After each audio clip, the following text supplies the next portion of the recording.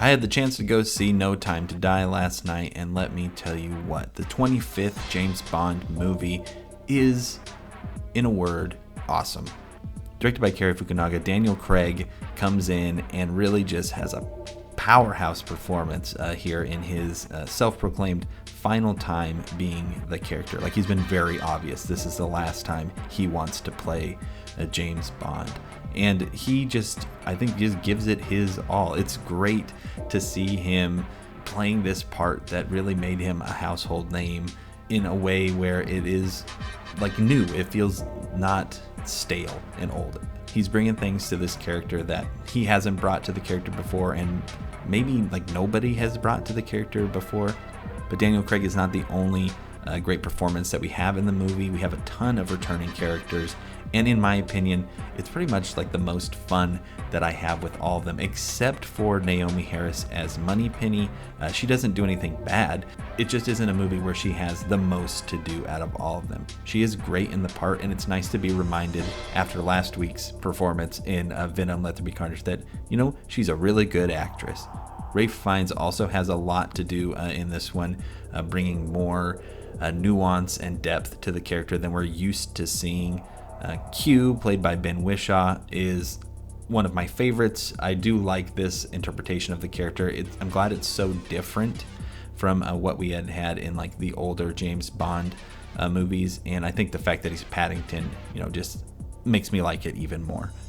In a small part that maybe people don't really pay attention to is Rory Kinnear as Tanner, who is like M's go-to guy. I just like him. He's got a good energy and is somebody who doesn't feel like they have to, I don't know, like take over a scene when they come into it, but I always like when he's there. Jeffrey Wright is just killing it as Felix Leiter. Also, man, this guy is, like everybody in the cast, just super comfortable with where they are at this point with these characters. And like, as an American, it's nice to see us represented by somebody who's like actually cool and a good dude in one of these movies. Christoph Waltz is of course great as the villainous Blofeld, and getting to see him in this part again is nice, because at the end of Spectre I'm like, oh man, I sure hope they don't kill him so he can come back, and then look, here he is back again, and I did appreciate that.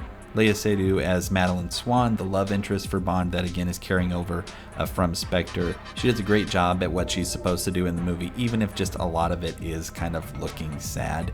Not all of the characters in the movie are returning, though. We do have some really strong new characters that show up. You got Ana de Armas, who shows up in like pretty much one a segment near the middle of the movie. Her character is just so much fun, and I would hope to see Paloma like again in future James Bond pictures. And then you have Lashana Lynch, who of course was getting a little bit of controversy when they announced that she was the new 007, and that's just their way of being kind of cheeky and saying, you know, James Bond has been retired and his number has been given to this new character Nomi, and she is a great kind of like foil for Bond. I like it when you get these rivalries in movies and in TV shows where they're not out to kill each other, right? They want to like outdo each other and make the other person kind of look like an idiot by getting one over on them, but at the same time they're still trying to accomplish their own goals, and it's not to a point where like it's frustrating. We're like, you idiots, what are you doing? Just get along with each other. The relationship plays out well, and I do like how it grows and changes throughout the movie, and she's got the attitude and the swagger to really, I think, pull off what they were trying to do with the movie. If there would be one character in the movie that doesn't really do it for me, it would be Rami Malek as the villain Safin. And it's not his fault. Like, he gets to do his big monologues and he does them really well, and that's why you hire these pretty big actors to come in and be these James Bond bad guys. But the script just doesn't have a ton for him to actually do. And so again, I don't fault him for that. That's more of a writing thing, but the villain is not crazy memorable in this movie for me. This movie has a number of this really exciting action sequences everywhere from like the middle of cities to forests to abandoned military bases, car chases, motorcycle chases.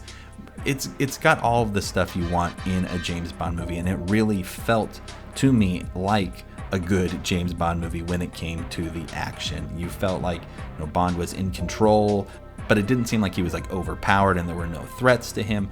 They have interesting story things that they do that I don't want to spoil that make action scenes have more tension than maybe they usually would in a James Bond movie, and it doesn't hurt that you got Hans Zimmer doing the score for this film. Man, I just love Hans Zimmer, and anytime I can listen to one of his scores on a movie that I am liking, just really elevates it even more so. And it helps also that he's getting to sample and use the No Time to Die song that Billie Eilish did for the opening credits. I love how they interweave the themes into the movie itself. Just good stuff all over. No Time to Die, great way for Daniel Craig to just kind of be done with James Bond. A super high recommend. It might just be the recency bias, but this could be my favorite Daniel Craig James Bond movie. But I am going to need to give it a couple more viewings before I'd be comfortable actually putting it in a tier list, which I definitely need to upgrade anyway, because man, am I getting some flack for how low I've put some of those older James Bond movies. And so, hey, I admit it's been a while since I've seen them, and I'm going to be starting watching them again, all thanks to this one.